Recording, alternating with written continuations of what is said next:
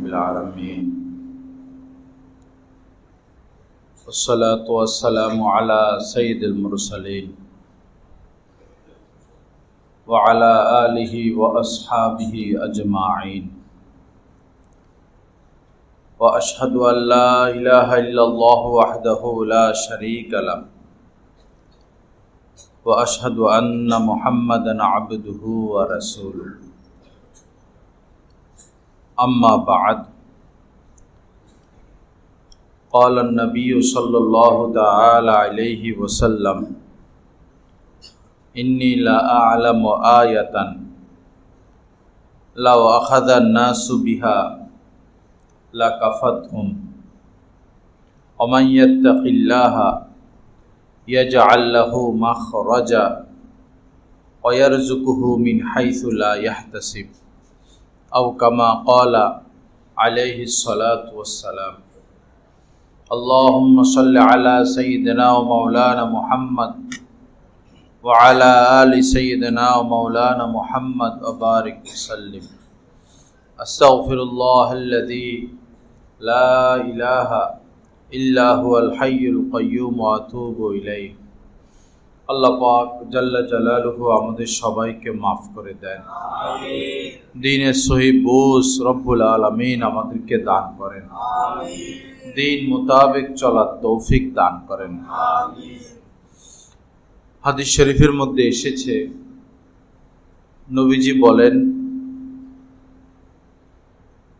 অমাইয়াত্তাকাল্লাহা, যে তাকওয়া অবলম্বন করে চলবে, পরহেজগারি অবলম্বন করবে, গুনাহ থেকে বেঁচে থাকবে, আল্লাহকে ভয় করবে, আশা কবিয়ান, সে রাজকীয়ভাবে জীবনযাপন করবে, কেমন যেন তিনি একজন বাদশাহ। সারা আমিনান ফি বিলাদি, এবং পৃথিবীর যে কোনো প্রান্তেই সে যাক না কেন সে নিরাপদ থাকবে, একদম নিরাপদ থাকবে। তাকওয়া এমন এক নিয়ামত। মহান বুজুর্গ হযরত হাসান বসরি রহমতুল্লাহি আলাইহি একবার কাবায় গেলেন। সেখানে গিয়ে দেখেন হযরত আলী রাদিয়াল্লাহু তাআলা আনহু এর বংশের এক বালক বয়ান করতেছেন কাবার দেয়ালের পাশে বসে।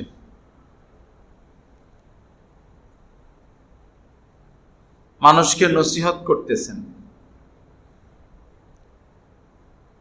হযরত হাসান বসরি রহমতুল্লাহি আলাইহি সামনে অগ্রসর হলেন এবং ওনার কাছে জানতে চাইলেন দ্বীনের খুঁটি কি জিনিস, দ্বীনের ভিত্তি বা খুঁটি কি জিনিস, আর দ্বীনের বরবাদি ধ্বংস কি জিনিস।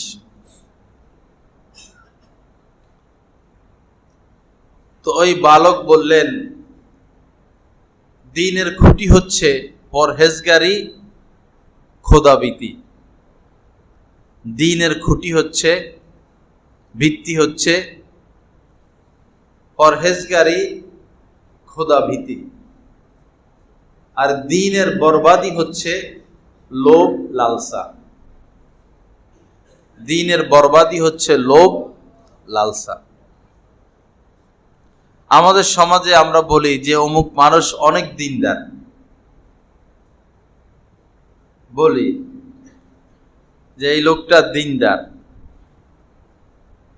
তো এই লোকটা বাস্তবে দিনদার কিনা এটার মাপার যন্ত্র হলো তার মধ্যে তাকওয়া আছে কিনা, খোদাভীতি আছে কিনা, পরহেজগারি আছে কিনা, এবং সে লোভ লালসা থেকে মুক্ত কিনা।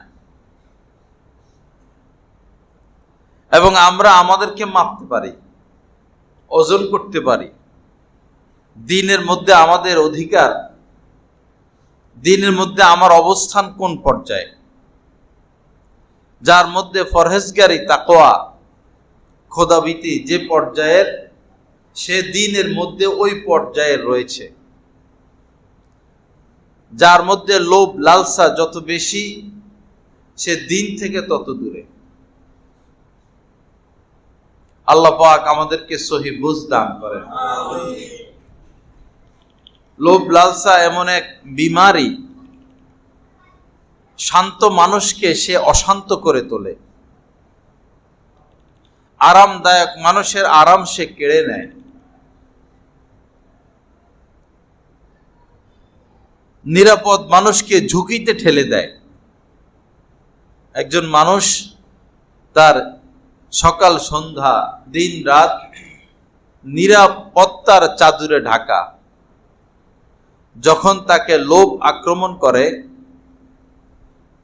তো সে নিজেকে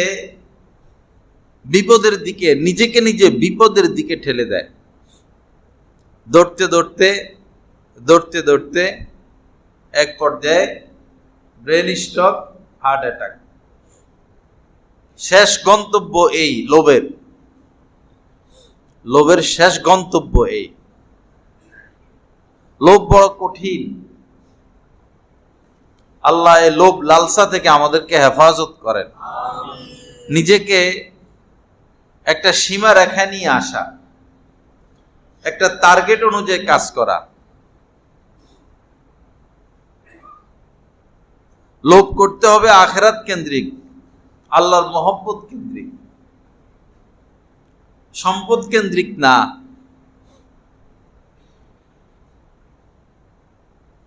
এক লোক বাজারে যাচ্ছে, মিঠাই বিক্রি করবে। মিঠাই তো তাকে লোভে পাইছে, সে মিঠাই নিয়ে যাচ্ছে। সে তো এখন জিকির করতে পারে। তার মাথার উপরে মিঠাই, মাটির হাঁড়ি, খেজুরের রস জাতীয় কিছু। সে তো ব্যবসা করতে যাচ্ছে, এখন তো তার কোনো কাজ নাই। সে আল্লাহকে ডাকতে পারে, আল্লাহকে স্মরণ করতে পারে, মানুষকে সালাম দিবে, সালামের জবাব দিবে। রব্বুল আলামিন কোরআনে পাকের মধ্যে বলেছেন, অযকুর রব্বাকা ফি নাফসিক, মনে মনে তোমার রবকে স্মরণ করো। ওয়াজকুর রব্বাকা ইযা নাসিতা, যখন তুমি তোমার রবকে, প্রতিপালককে ভুলে যাও, তৎক্ষণাৎই মনে করো, স্মরণ করো। আর এখানে বলতেছেন যে মনে মনে তোমার রবকে স্মরণে রাখো, বিনয়ের সাথে, তাদাররুআ ওয়া খুফিয়া, বিনয়ের সাথে। মনে মনে স্মরণ করলে এখানেও একটা বিনয় আছে। কারণ অহংকার এবং বিনয় এটা অঙ্গ প্রত্যঙ্গের সাথে সম্পর্ক না, এটা দিলের সাথে সম্পর্ক। আল্লাহকে যে স্মরণ করব, এখানে বিনয় থাকতে হবে এবং এই ভয়ও থাকতে হবে, আশাও থাকতে হবে। আল্লাহ পাক বলেন যে জোরে জোরে না, আস্তে আস্তে এই স্মরণটা, সকালে সন্ধ্যায়, এবং আমার থেকে গাফিল হইও না, আমার থেকে গাফিল হইও না।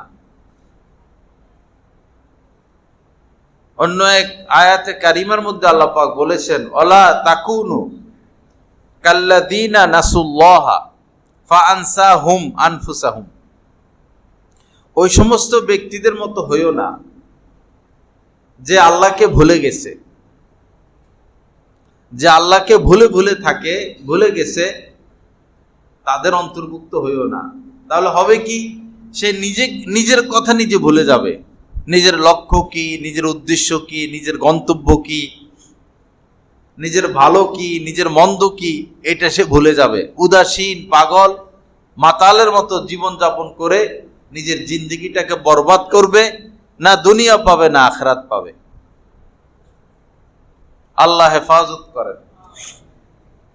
তো সে মাটির হাঁড়ি, উপরে হইল মিঠাই, বাজারে যাচ্ছেন, তার তো উচিত ছিল এখন আল্লাহকে স্মরণ করা। সে স্বপ্ন দেখতেছে, তাকে লোভে পাইছে, সে ভাবতেছে যে এই মিঠাই বিক্রি করে মুরগি কিনবো, কয়েকটা মুরগি কিনবো, পরে এগুলো ডিম দিবে, অনেকগুলো বাচ্চা হবে, এই বাচ্চাগুলো পালমো, এগুলো বিক্রি করে একটা ছাগি কিনবো, ছাগি বাচ্চা দিবে অনেকগুলো, পালবো, পরে গাভী কিনবো, গাভী অনেকগুলো বাচ্চা দিবে, গাভী বাড়বে,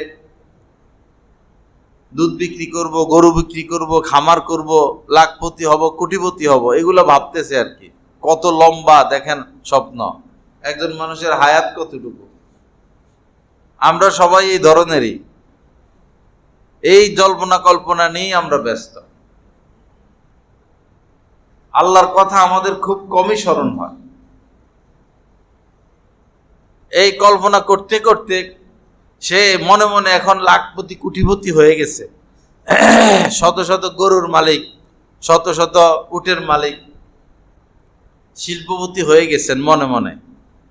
স্মরণ নাই, রাস্তা দিয়ে যে হাঁটতেছেন এই স্মরণও নাই, মাথার উপরে যে মিঠাই আর মাটির পাত্র এটাও তার স্মরণে নাই। হঠাৎ করে হোঁচট খাইছেন একটা গর্তের মধ্যে, হোঁচট খাইয়া নিজেও পড়ছেন, মাথার হাঁড়িটাও পড়ে গেল, হাঁড়িও ভাঙলো, মিঠাইও রাস্তায় পড়ে গেল, আমও গেল, সালাও গেল।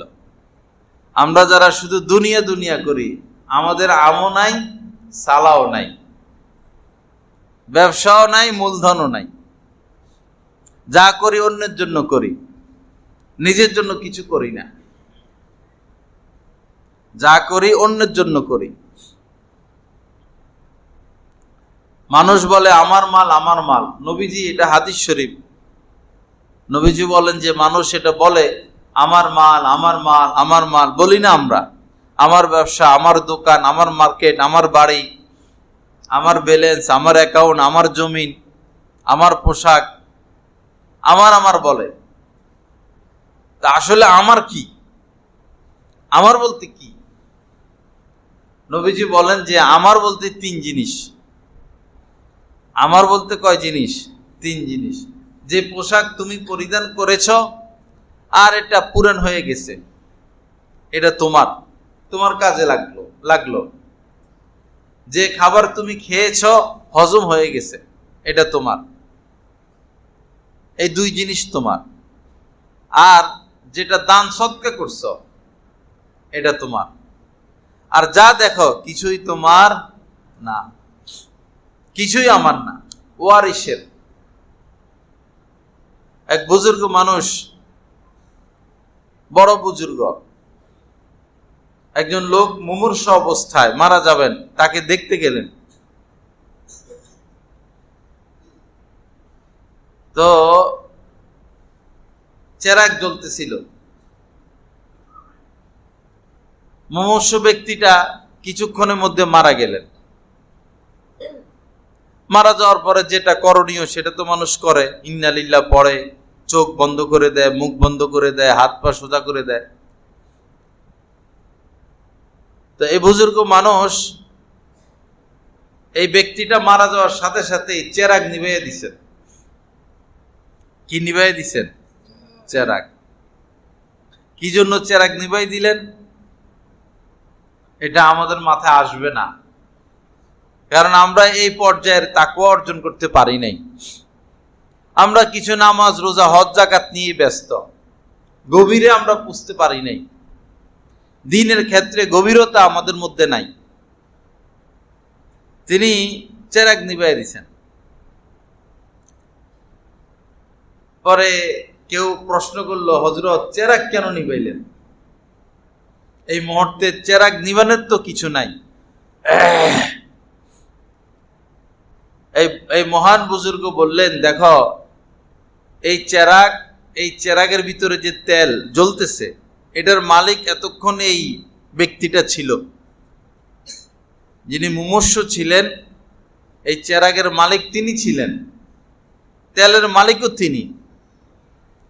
আর তিনি যেহেতু জীবিত, আমরা এই তেল, এই আগুন ব্যবহার করতেছি, অসুবিধা নাই, তার অনুমতি আছে। যেহেতু আমরা এখানে বসা, এই আগুন তো আমরা ব্যবহার করতেছি, এই আলো আমরা ব্যবহার করতেছি, অনুমতি ছিল। যখনই তার ইন্তেকাল হয়ে গেল, এই তেলের মালিক তার ওয়ারিশরা হয়ে গেল, এই চেরাগের মালিক তার ওয়ারিশ হয়ে গেল, এই সম্পদের মালিকও সব তার ছেলে মেয়ে হয়ে গেল। তো এখন আমরা এই তেল কিভাবে ব্যবহার করব? ছেলে মেয়ে কি আমাকে অনুমতি দিছেন? ছেলে মেয়ের মধ্যে নাবালেগ বাচ্চাও তো থাকতে পারে, নাবালেগ বাচ্চা তো অনুমতি দিলেও তার সম্পদ ব্যবহার করা জায়েজ নাই, এজন্য চেরাগ নিভাইয়া দিলাম। সুবহানাল্লাহ। তাকওয়া, তাকওয়া কি জিনিস? আমরা আছি কোথায় আর ওনারা আছেন কোথায়? ওনারা দুনিয়াও পেয়েছেন, আখিরাতও পেয়েছেন। আমরা হতবাগারা ওই লালসার পিছনে পড়ছি, লোভ লালসা। ফলে না দুনিয়ার সুখ শান্তি ইজ্জত সম্মান আমরা পাইলাম, আখিরাতের কথা তো বলা যাচ্ছে না। আল্লাহ দুনিয়াও আমাদেরকে দান করেন, আখিরাতও দান করেন। তাকওয়া বড় আজীব জিনিস, তাকওয়া বড় আজীব জিনিস। এটা মুত্তাকিদের সাথে উঠা বসা করা ছাড়া কেউ টের পাবে না তাকওয়া কি জিনিস। নিজে নিজে বুজুর্গ সাজা যায় না, নিজে নিজে দিন শিখা যায় না, তাকওয়া অর্জন করা যায় না। যারা নিজে নিজে বুজুর্গ সাজে তারা ভুলের মধ্যে আছেন। সাহাবায়ে কিরাম নিজে নিজে দিন শিখেন নাই। সাহাবায়ে কিরাম বারবার রাসূলের সোহবতে ছুটে এসেছেন, বারবার বারবার। সাহাবাদের পরে ছিলেন তাবিঈ, তারা নিজে নিজে দিন শিখেন নাই, তারা সাহাবাদের সোহবতে ছুটে এসেছেন। এটাই নিয়ম। তো তাকওয়া হাসিল করতে হয় মুত্তাকিদের সান্নিধ্যে থেকে। হযরত শাইখুল হাদিস জাকারিয়া রাহমাতুল্লাহি আলাইহি এই উপমহাদেশের একজন বড় আলেম এবং বড় বুজুর্গ।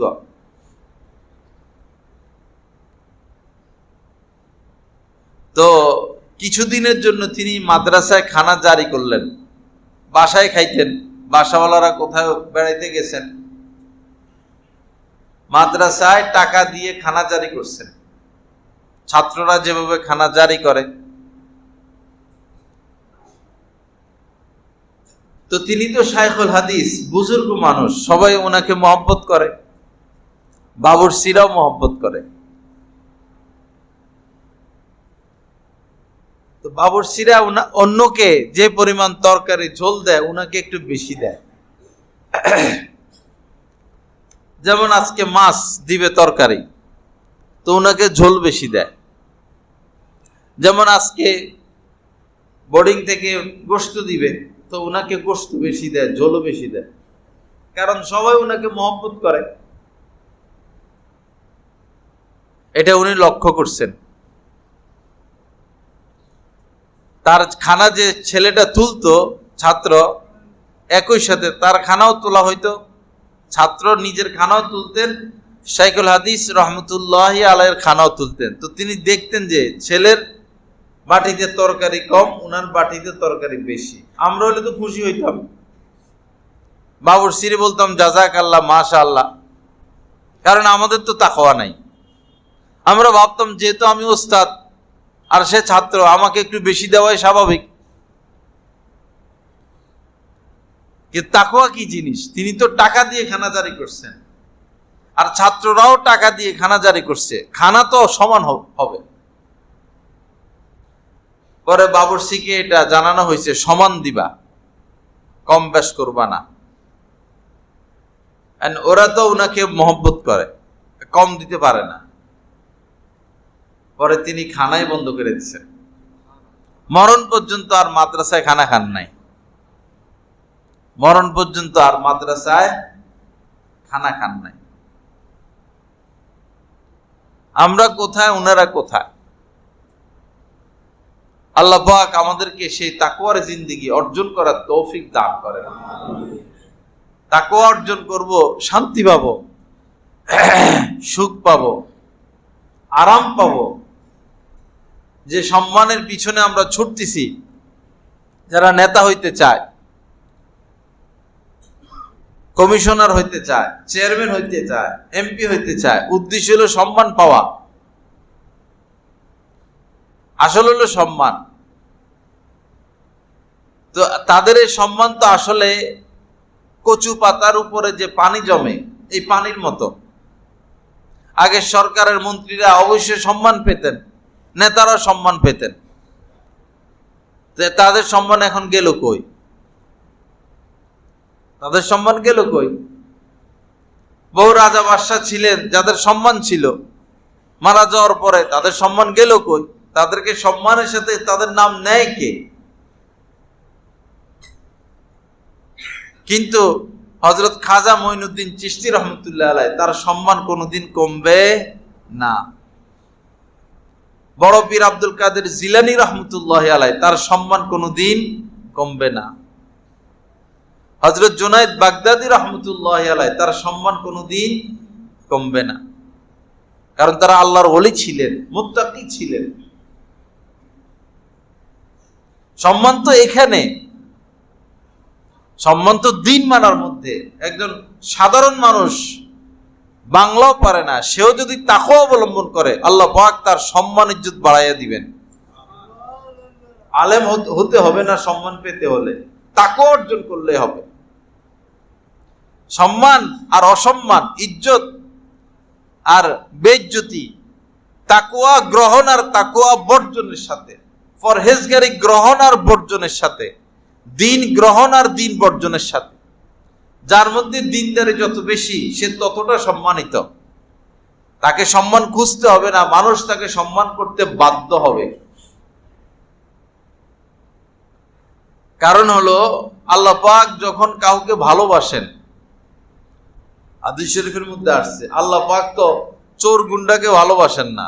আমরা না চোর গুন্ডাকে ভালোবাসি, লুটপাটকারীকে ভালোবাসি, তাদের জন্য জীবন দেই, পুলিশের গুলি খাই, রাস্তায় নামি। আমার ভাইয়ের চরিত্র ফুলের মতো পবিত্র, আস্তা চোর, আস্তা লুটপাটকারী, আস্তা অর্থ পাচারকারী, তার চরিত্র হইল কিসের মতো? ফুলের মতো পবিত্র। এরকম ঠা মিথ্যা কথা আমরা বলি। এজন্য রাজনীতি করতে নাই, মিথ্যা কথা বলতে হবে, খারাপ লোককে সমর্থন করতে হবে। আপনি ভেবে দেখুন, আপনি কোনো একটা দলের জন্য, যে কোনো দল হোক, জীবন দিয়ে দিলেন, জীবনটাই রাজনীতি করতে করতে শেষ। আপনি যোগ্য, আপনার ভক্তবিন্দু আছে, এখন এমপি নির্বাচন চলবে, তো দলের প্রধানদের তো উচিত যে এই লোকটা এই এলাকায় জীবন দিয়ে দিছে আমাদের দলের জন্য, তারে নমিনেশন দেই। এটা দলের প্রধানের উচিত কিনা? চেয়ারম্যানই নির্বাচন চলতেছে, যে সে জীবন দিয়ে দিল এলাকায় দলের জন্য, তাকে আমরা আমাদের দলের পক্ষ থেকে দাঁড়া করাবো। তো আপনি দাঁড়াইতে চাইলেও দলের প্রধান আপনাকে দাঁড়াইতে দিবে না, কোটি কোটি টাকার বান্ডিল দিতে হবে, কোটি কোটি টাকার বান্ডিল। এগুলো সবই আমরা জানি, কিন্তু ভোট দেওয়ার সময় ঠিকই ওই চোর গুন্ডাকে দিয়ে দিব। কপালে যদি জাহান্নাম লেখা থাকে, কিছু করার নাই। তো কপালে যদি আল্লাহ জাহান্নাম লেখা রাখে, কিছু করার নাই। আল্লাহ হেফাজত করেন। আল্লাহ পাক আমাদের মনের পরিবর্তন ঘটাইয়া দেন, রুচির পরিবর্তন ঘটাইয়া দেন, মানসিকতার পরিবর্তন ঘটাইয়া দেন। সৎ মানুষ, ভালো মানুষ, নেক মানুষ, দেশের জন্য, জনগণের জন্য কাজ করবে, যাদের মধ্যে আমানতদারিতা আছে, যিনি আমানত রক্ষা করবেন, রাষ্ট্রের সম্পদ রক্ষা করবেন, উপযুক্ত স্থানে ব্যয় করবেন, এরকম লোককে নির্বাচিত করার তৌফিক দান করেন। তো বলতেছিলাম যে আল্লাহ যাকে ভালোবাসেন, আল্লাহ পাক যাকে ভালোবাসেন, কাকে ভালোবাসেন? নেককারকে ভালোবাসেন, মুত্তাকিকে ভালোবাসেন।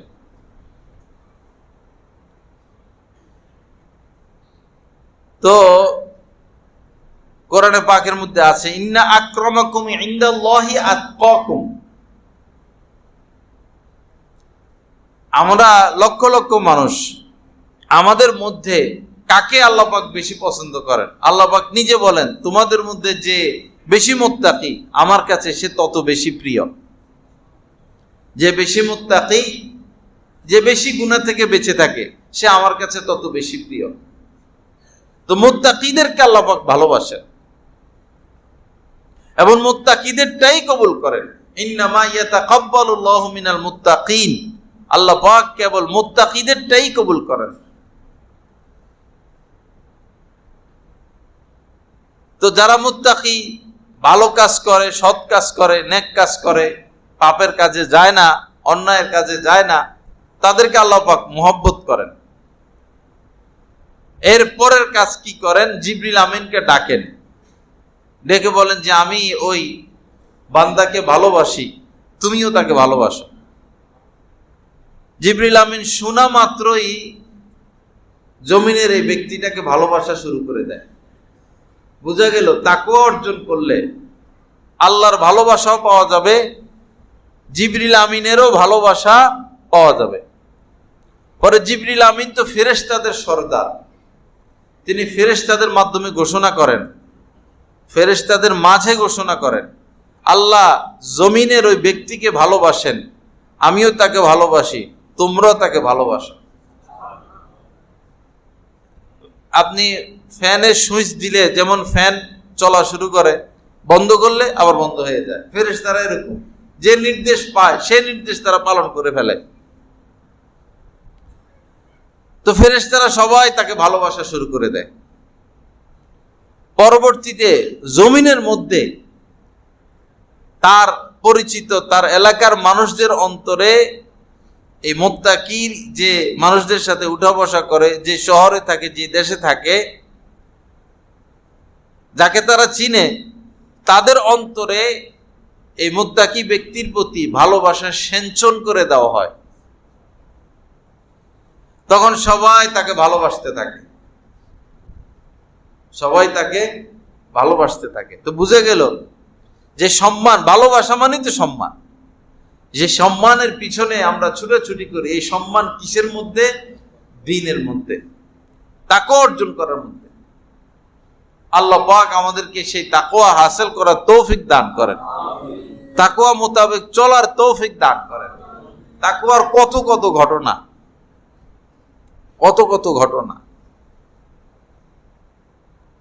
আবু ইয়াজিদ এক বুজুর্গ ছিলেন রহমতুল্লাহ আলাইহি। তাকওয়া কি জিনিস? তো জামা ধুইলেন, জামা ময়লা, জামা ধুইলেন। আগের জামানায় তো একটা জামাই থাকতো, বা গরিব এর মানুষের জীবন ছিল স্বাভাবিক। জামা ধুইলেন, এখন জামাটা তো শুকাইতে হবে রোদ্রে দিয়া। পরে সাথে একজন ছিলেন, বললেন যে এই যে একটা আঙ্গুর বাগান, এখানে একটা দেয়াল আছে, এই দেয়ালের উপরে ছড়িয়ে দিলে জামাটা শুকিয়ে যাবে। তা আবু ইয়াজিদ বললেন রহমতুল্লাহ আলাইহি যে অন্যের দেয়াল আমি কেন তার অনুমতি ছাড়া ব্যবহার করব? তার দেয়াল তার অনুমতি ছাড়া কিভাবে আমি ব্যবহার করব? পরে ওই লোক বললেন, তো জামাটা কিভাবে শুকানো? আচ্ছা, এই যে গাছ, তরুলতা, গাছপালা, এটার উপরে এটাকে ছড়িয়ে দিই, মেলে দেই, শুকিয়ে যাক। তো তিনি বললেন, গাছের যে ছোট ছোট ডাল, এগুলো ভেঙে যেতে পারে, কলি, নরম নরম পাতা, গাছের উপরে আমি জামা মেলতে দিব না। কি এক মুসিবত! আমাদের মাথা কি এগুলো আসে? পরে বললেন যে তাহলে এই যে ঘাস আছে, ঘাসের উপর মেলে দেই। অনেক গরু ছাগল সেখানে ছিল, ঘাস খাইতেছে। তো তিনি বললেন, এই ঘাস তো গরু ছাগল জন্তু জানোয়ারের খাবার, আমরা এই ঘাস ঢেকে রাখবো কেন? ঘাসের উপরেও তিনি জামাটা মেলে দিতে, ছড়িয়ে দিতে রাজি নয়। কি করার? পরে যে দিক থেকে সূর্য, ওদিকে পিঠ দিলেন, দিয়া পিঠের উপরে জামাটা মেলে দিলেন। পিঠের উপরে জামাটা মেলে দিলেন, অপেক্ষা করতেছেন, জামাটা শুকাইলে পরে গায়ে দিলেন। সুবহানাল্লাহ! তাকওয়া কাকে বলে? তাকওয়া কাকে বলে? তাকওয়া এক শক্তি, তাকওয়া এক শক্তি যেমন বিদ্যুৎ একটা শক্তি, এত ফ্যান, এত বাতি, এসি যে শক্তিতে চলে সেটা হচ্ছে বিদ্যুৎ। তাকওয়া এমন একটা শক্তি, যদি এই শক্তি আমরা অর্জন করি তো আমাকে বিদ্যুৎ যেভাবে বাতিগুলোকে পরিচালনা করে, আমি আপনি যদি তাকওয়া অবলম্বন করি, তাকওয়া গ্রহণ করি, এই তাকওয়া আমাকে আপনাকে হকের পথ দেখাবে, হকের রাস্তা দেখাবে, আল্লাহ পর্যন্ত টেনে নিয়ে যাবে। সবাই তাকওয়া অবলম্বন করার চেষ্টা করি, কার হক নষ্ট না করি, জুলুম না করি, অবিচার না করি। কাহমাস ইবনে হাসান এক বুজুর্গ ছিলেন,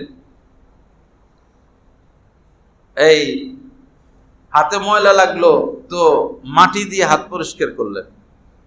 আমরা ছোটকালে দেখতাম বা এখনো দেশ গ্রামে এরকম আছে, হাতে ময়লা টয়লা লাগলে পুকুরের থেকে একটু মাটি নিয়ে এরকম এরকম করে, পরে ধুয়ে ফেলে, হাত পরিষ্কার হয়ে যায়। মাটির কি, মাটিকে তো আমরা কেউ মহব্বত করি না, কিন্তু মাটি ছাড়া কি আমরা চলতে পারবো? মাটির থেকেই তো সবকিছু তো মাটির থেকেই, যত খাদ্য খাবার সব মাটির ভিতরে তৈরি হয়। আজীব কারবার। বাদাম গাছ লাগায়, মানুষ খবরও নেয় না, মাটির নিচে বাদাম হয়ে যায়।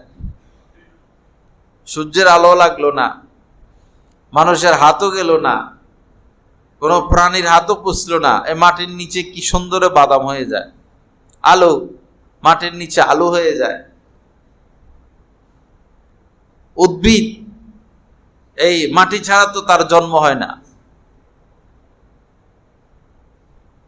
তো কাহমাস ইবনে হাসান মাটি দিয়ে হাত ধুইলেন, সাথে সাথে মনে পড়লো যে কার মাটি গ্রহণ করলাম। আগের জামানা বহু ক্ষেত খামার এমন পড়ে থাকতো, মালিক ছাড়া, জনগণ কম ছিল, মানুষ বেশি ছিল। পরে মালিক খোঁজা শুরু করলেন, এই জমিনের মালিক কে? খোঁজাখুঁজি করে তিনি আর পেলেন না। এখন অপরাধ তো করে ফেললেন, আল্লাহর কাছে মাপ, তার বান্দার হক নষ্ট করলে তো বান্দার থেকে আগে মাপ নিতে হয়, এরপরে আল্লাহর কাছে মাপ। এখন বান্দা তো খুঁজে পান না। পরে এই অপরাধটার কারণে তিনি 30 বছর আল্লাহ পাকের দরবারে কান্নাকাটি করছেন। কয় বছর? 30 বছর। কি তাকওয়া তাদের! কত সুন্দর সমাজ হইতো, দেশটা কত সুন্দর হইতো, রাষ্ট্রটা কত ভালো চলতো যদি যারা রাষ্ট্র পরিচালনা করে তাদের মধ্যে তাকওয়া থাকতো। আমাদের পুলিশ ভাইদের মধ্যে তাকওয়া থাকতো, র্যাব ভাইদের মধ্যে তাকওয়া থাকতো, সচিবদের মধ্যে তাকওয়া থাকতো, সরকারি কর্মকর্তা কর্মচারীদের মধ্যে তাকওয়া থাকতো, আমাদের নিজেদের মধ্যে তাকওয়া থাকতো।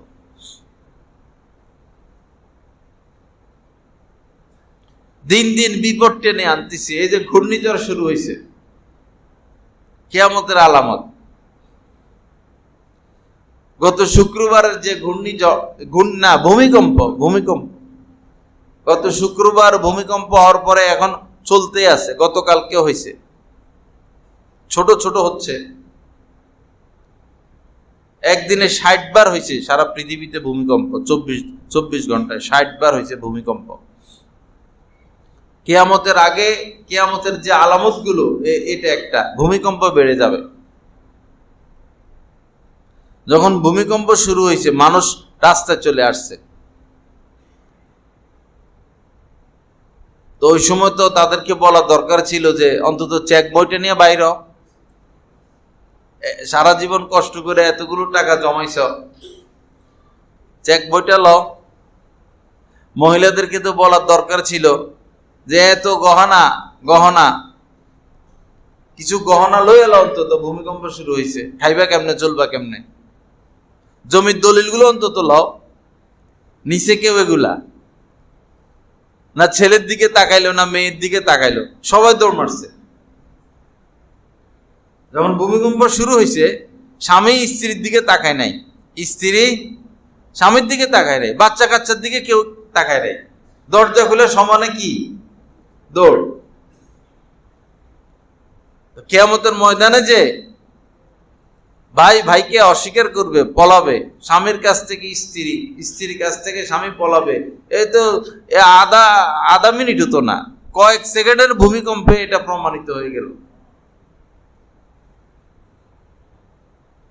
ভুলের মধ্যে আছি আমরা, ইন্নাল ইনসানা লাফি খুসর, মানুষ ভুলের মধ্যে আছে। ভুল থেকে বের হওয়ার ফিকির করি। আল্লাহ হেফাজত করেন, আল্লাহ সহজ করেন, আল্লাহ পাক তাকওয়া হাসিলের তৌফিক দান করেন। আর একটা ঘটনা মনে পড়তেছে, তাকওয়ার ঘটনার অভাব নাই। মুফতি আজিজুল হাসান একজন বড় মুফতি ছিলেন। তো হঠাৎ জানতে পারলেন যে তার স্ত্রী মুরগি পালতেছেন। গ্রামগঞ্জে মুরগি পালে না। বাড়িতে আসছেন, রাগ, চেহারার মধ্যে কি রাগ। স্ত্রী মুরগি পালে, খুব শাসাইলেন, কেন তুমি মুরগি পালো?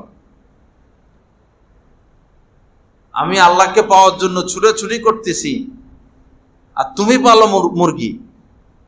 বলুন তো, মুরগি পালা কি অপরাধ? না জায়েজ? তো উনি বুজুর্গ মানুষ, স্ত্রীকে এসে ধমকায়, মুরগি পালো কেন? আমি আল্লাহকে খুঁজে মরতেছি আর তুমি মুরগি পালো, এখানে ধমকের কি আছে? মুরগি পালা তো না জায়েজ না।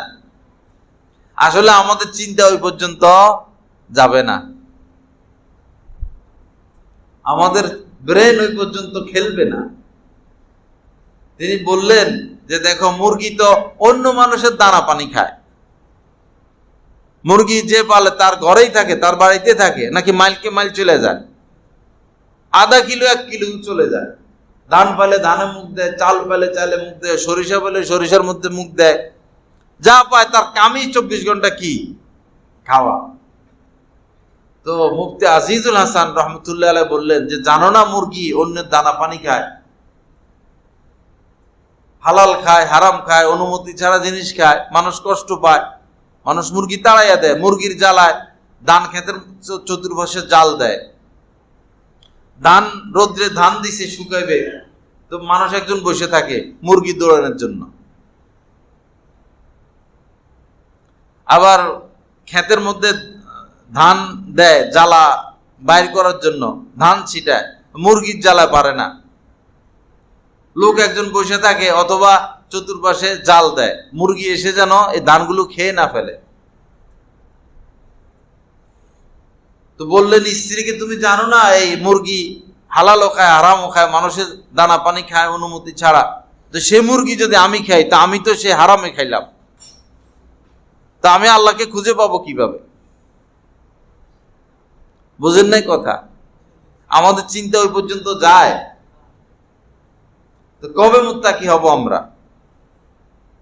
আমরা তো মুত্তাকি হইতে চাই না, সবাই ধনী হইতে চাই। আমরা সবাই কি হইতে চাই? ধনী হইতে চাই। আমরা কেউ মুত্তাকি হইতে চাই না। যারা মাদ্রাসার লাইনে আছে তারাও এখন দিনকে মাধ্যম বানিয়ে ধনী হইতে চায়। সবার এক পেশা, এক নেশা, এক টার্গেট, এক দৌড় ঝাঁপ, ধনী হওয়া। ধনী হবেন ভালো কথা, ধনীদের জীবনী দেখুন না, ধনীদের দুঃখ কষ্টটা সামনে আনুন না, তাদের মুসিবতটা সামনে আনুন না। উদ্দেশ্য তো ধনী হওয়া না, উদ্দেশ্য হলো সুখ শান্তি, ইজ্জত সম্মান। এটা ধনের মধ্যে না দিনের মধ্যে ভেবে দেখুন না, ধনের মধ্যে না দিনের মধ্যে। ধনীদের খাবার নাই, শুধু ওষুধ। তাদের খাবার কি? ওষুধ। এক বাসায় গেলাম, এই খাট অনেক দামি, পরে তোষক টোষকও আছে, চাদরও ভিআইপি সব, এসিও আছে, কিন্তু তক্তা বিছিয়ে রাখছে। খাটের উপরে কি বিছিয়ে রাখছে? কাঠ জাতীয় কি, এটার উপরে চাদর দিয়ে রাখছে, এইখানে শুইতে হবে, তার এটা চিকিৎসা। হ্যাঁ, বুঝলেন না কথা? সারা জীবন কি কামাইছে? হালাল নাই হারাম নাই, যেমনে পারছে এমনি কামাইছে। এখন ডাক্তারে কি দিয়ে দিছে, মরণ পর্যন্ত তক্তার উপরে ঘুমাইবা। তো এখন শিমুল তুলা, সেগুনের খাট কি কি কামে আইলো? বহু মানুষকে ডাক্তাররা বলে দিয়েছেন আপনি জীবনে আর গোশত খাইতে পারবেন না। ইয়ের সমস্যা, পাকস্থলীর সমস্যা, কি কি সমস্যার কারণে গোশত নিষেধ, আর ভাত নিষেধ করে দেয়, ফল নিষেধ করে দেয়, রুটি নিষেধ করে দেয়। খাইব কি মানুষ? তা জীবন দৌড়াদৌড়ি করলেন যে খানার জন্য, এখন টাকা পয়সার মালিক হলেন, এখন কি বলে? শুধু হাঁটেন, দৌড়েন, ব্যায়াম করেন, আর শুধু ঘাই মারেন নিজের নিজে। ঘাই বোঝেন নাই? এই শুধু শুধু গাই মারো, নিজের নিজে গাই মারো, এই কাম করো। আর সিরিয়াল, হাসপাতালে কি এক এক হাসপাতালে গেলে আহা সিরিয়াল সিরিয়াল। ল্যাবিডে, স্কয়ারে, বড় বড় হাসপাতালগুলোতে বসার জায়গা বিশাল, সব সিরিয়াল সব সিরিয়াল, শুধু দৌড়াদৌড়ি, শুধু ডাক্তার ডাক্তার ডাক্তার। এখন তো ডাক্তার না, কবিরাজ, ডাক্তার কবিরাজ, ডাক্তার কবিরাজ। আর আমাদের ইমাম সাহেবরা দেশ গ্রামের কি খানা, সুবহানাল্লাহ! প্রত্যেক দিনই গোস্ত, তাও কি অরিজিনাল দেশি মুরগি। কি তাজা শরীর দেখছেন এক একজন ইমাম সাহেবের। চিকনা থাকলে আমি আছি ইমামদের মধ্যে, আর চিকনা খুঁজে পাইবেন না। এক এক ফিগারে সারাদিন খানার উপরে আছে। আল্লাহ খাওয়ায়, অসুখও নাই, করুণাও ধরে না, ডায়াবেটিসও নাই, কোন প্রেশারও নাই, ওষুধও খাওয়া লাগে না, শুধু খায় আর খায়, খায় আর খায়, খায় আর খায়।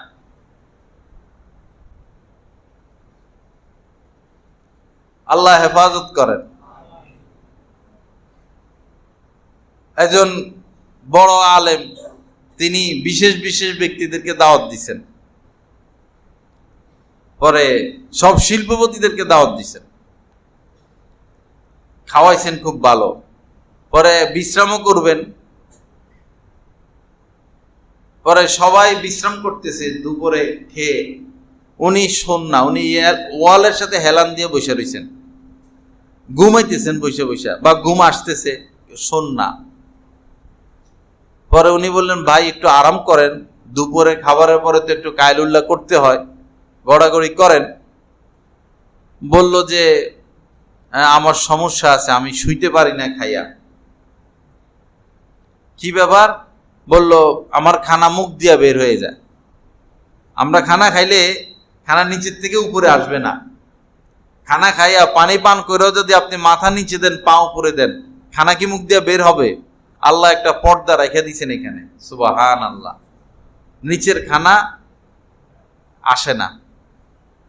তো উনার এই পর্দাটা ফাইটা গেছে বা নষ্ট হয়ে গেছে, যে সিস্টেমের কারণে খানা নিচের খানা উপরে আসে না, এটা তার নাই, যার কারণে বেচারা খাইয়া ঘুমাইতে পারে না, আরাম করতে পারে না। তো অথচ সে তো শিল্পপতি, তো তার অর্থ করেই তাকে কি ফায়দা দিল? তার মানে টাকা পয়সা কামানো নিষেধ না, টাকা পয়সা কামান ভাই, যত পারেন কামান, আজান দিলে মসজিদে চলে আসবেন, আর হালাল পথে কামাবেন, হালাল পথে খরচ করবেন, হালাল পথে কামাবেন, হালাল পথে খরচ করবেন, বাচ্চা কাচ্চাকে দিন শিখাবেন। গরিব মানুষের আর দরকার নেই বাচ্চা কাচ্চা মাদ্রাসা পড়ানো। আলেম ওলামার সম্মান কমে গেছে, সম্মান কমে যাচ্ছে এই কারণে, কারণ গরিবের বাচ্চারা আলেম হয়, গরিবের বাচ্চারা ইমাম হয়, খতিব হয়। তো মানুষ গরিবের প্রতি নিচু নজর। গরিবের ছেলে, রিক্সাওয়ালার ছেলে, সুইপারের ছেলে, বুয়ার ছেলে যখন ইমাম সাহেব হয়, তখন তারা কেমনে সম্মান করবে? তো বুয়ার পোলা, বুয়ার ছেলে মুফতি, মুফতি হিসেবে সে সম্মান পায় না, কারণ সে গরিবের সন্তান। এখন গরিব মানুষরা বাচ্চা মাদ্রাসা পড়ানি বাদ দেন, ধনীরা পড়ান, আপনারা লোভ ছাড়েন, আপনারা আপনাদের বাচ্চাকে মাদ্রাসা পড়ান, আপনাদের সম্পদ তো আছেই। আপনার ছেলে তো আর সরকারি চাকরি করতে যাবে না পড়ালেখা করে, আপনার ছেলে তো আরেকজনের গোলামি করতে যাবে না পড়ালেখা করে, সে তো আপনার ব্যবসাই দেখবে। তো তাকে আপনি আলেম বানান, সে দারুল হাদিস পড়ুক, পড়ে আপনার ব্যবসা দেখুক। তখন আলেমদের সম্মান বাড়বে, দ্বীনের সম্মান বাড়বে, ইসলামের সম্মান বাড়বে। বড় ক্ষতি হয়ে যাচ্ছে, গরিবরা সমানে মাদ্রাসায় দিয়ে দেয় আর ধনীরা দামি দামি স্কুল। বৈরবের একটা ফ্যামিলি ঢাকা চলে গেছে, ছেলেরে পড়াবে, মাসে 60,000 টাকা বেতন স্কুলের। মাসে কত টাকা বেতন? 60,000। কি স্কুল বাইরে হয়েছে? 1 লাখ টাকা বেতন আছে মাসে, 2 লাখ টাকা মাসে বেতন আছে। কামাইছে কালা টাকা, সাদা টাকা, এমনে হেমনে, খরচ বরকত নাই তো তাদের আয়। ধনীরা আল্লাহর হস্তে বাচ্চাদেরকে মাদ্রাসায় পড়ান, আপনাকে ইজ্জত করবে, সম্মান করবে, শ্রদ্ধা করবে। সে ব্যবসার হালাল রাস্তা, হারাম রাস্তা সে বুঝবে, আপনাকে হালাল খাওয়াইবে, আপনার ব্যবসাকে সে হালালের উপর নিয়ে আসবে। সে যখন ইলমে ওহীর অধিকারী হবে, কোরআন হাদিসের জ্ঞানের অধিকারী হবে, সে মহাজ্ঞানী হবে। কোরআন হাদিস যারা পড়ে না, মানুষের লিখিত বই পুস্তক পড়ে IA pass, BE pass, MA pass করে, তাদের ব্রেন ওরকম অত কিছু তাদের ব্রেনে আসে না। আলেম হইলে যত কিছু ব্রেনে আসে। এখন ধনীদের উচিত নিজের নাতি পুতি নাতনি ছেলে মেয়েকে দিন শিখানো। বা আপনারা ভর্তি হয়ে যান মাদ্রাসায়। শহরে এমন আছে, এই রাত্রে মাদ্রাসা 2 ঘন্টা, 900 কোর্স, অফিস আদালত করে ব্যবসা বাণিজ্য করে আসে, আসার পরে মাদ্রাসা সব ভর্তি হয় ধনীরা। জায়গায় জায়গায় মাদ্রাসাগুলো খোলা হয়েছে, বৈরবে নাই। আসার পরে 2 ঘন্টা এখানে আরবি শিখায়, কোরআন শিখায়, হাদিস শিখায়। কয়েক বছর পড়লে অনেক কিছু শিখতে পারে। আমরা তো সে সময় দিতে পারি না, কিন্তু যে পথে আমরা সময় দিই সেটা কাজেও আসবে না। আল্লাহ আমাদের সবাইকে মাফ করে দেন, সহি বুঝ দান করেন, তাকওয়া হাসিল করার তৌফিক দান করেন। বাবা, তাকওয়া হাসিল করে সুখ শান্তি পাবো, ইজ্জত পাবো। তাকওয়া হাসিলের রাস্তা মুত্তাকিদের সাথে উঠা বসা, না হলে মাথায় তাকওয়া আসবে না। মুত্তাকিদের সাথে উঠা বসা। হযরত ইব্রাহিম নখঈ এক বুজুর্গ ছিলেন।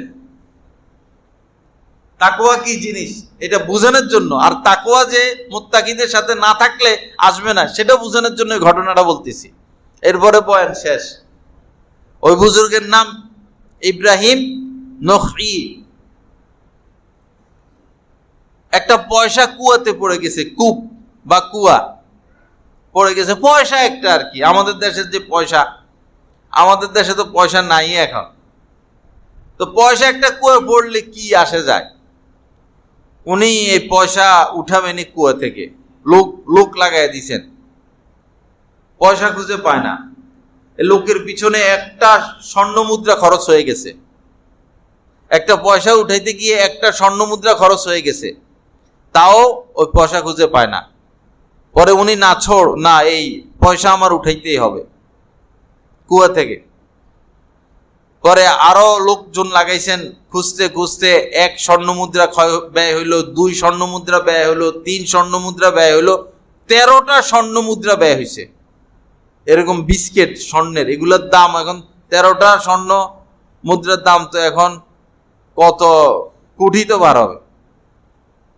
13টা স্বর্ণ মুদ্রা খরচের পরে ওই পয়সাটা খুঁজে পাইছেন। উনি মুত্তাকি মানুষ, আল্লাহওয়ালা মানুষ। ওনার নাম সম্ভবত ইব্রাহিম ইবনে নাখঈ বা অন্য নাম হইতে পারে, নাম নিয়ে আমার একটু সন্দেহ হচ্ছে। তো পরে লোকজন জিজ্ঞাসা করলো যে একটা পয়সার জন্য 13টা স্বর্ণ মুদ্রা আপনি ব্যয় করলেন, ব্যাপারটা কি, বিষয়টা কি? তো উনি বললেন, ওই পয়সার গায়ে আল্লাহু এই শব্দ লেখা ছিল, আল্লাহর নাম লেখা ছিল। আল্লাহর নামের আজমতের দিকে তাকাইয়া আমি এই 13টা স্বর্ণ মুদ্রা ব্যয় করলাম। যদি খুঁজে না পাইতাম, আজীবনই খুঁজতাম, তাও আমার দ্বারা আল্লাহর নামে অসম্মান হবে এটা আমি সয়ে নিতে পারতাম না। অস্থির হয়ে গেছেন তিনি এই হাত থেকে স্বর্ণ মুদ্রাটা পড়ার পরে, পেরেশান হয়ে গেছেন, খাবার দাবার উঠে গেছে, ঘুম উঠে গেছে, কেমনে এটা উত্তোলন করবেন। বলুন তো, এই তাকওয়া কি আমাদের বুঝে আসবে? এই তাকওয়া ওই সময় বুঝে আসবে যখন মুত্তাকিদের সাথে চলবো, ভালো মানুষের সাথে চলবো, চোর গুন্ডাকে বর্জন করব, খারাপ মানুষকে বর্জন করব। যা কিছু আলোচনা হলো, রব্বুল আলামিন নিজ করমে আমাদের সকলকে এই কথাগুলোর উপর আমল করার তৌফিক দান করেন। আমাদের এখানে আজকে মাসিক ইসলাহি বয়ান, প্রতি ইংরেজি মাসের শেষ শুক্রবার বাদ এশা 7:30 না, 7:30 এশা হবে ইনশাল্লাহ। সবার দাওয়াত, সবাই আসবেন, দাওয়াতের কাজ করবেন। দাওয়াতের কাজ আপনি সারা জীবন আমল করলে আমল কবুল কি হলো না গ্যারান্টি নেই।